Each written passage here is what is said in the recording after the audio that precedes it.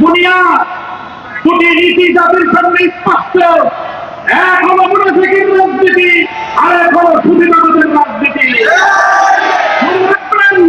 জুলাই বিপ্লবের রক্তের উপর প্রতিষ্ঠিত নতুন বাংলাদেশে সুবিধাবাদের রাজনীতি, মুনাফিকের রাজনীতি বাংলার মানুষ হচ্ছে না।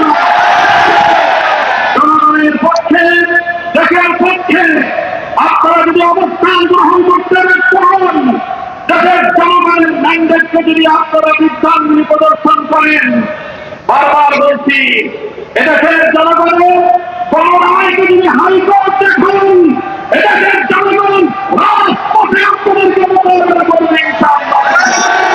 70% জনগণের বিপক্ষে গিয়ে দেশের ক্ষমতার মস্তকে টিকতে পারবেন না।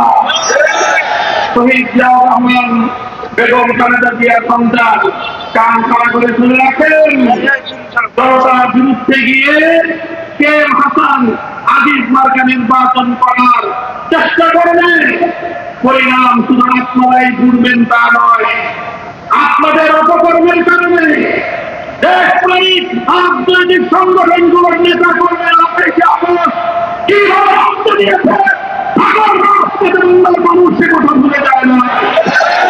আপনাদের ভুলের খেসারত আসা আমাদেরকে 25 বছর পর্যন্ত গুম, খুন আর হত্যার রাজনীতির শিকার হতে হয়েছে।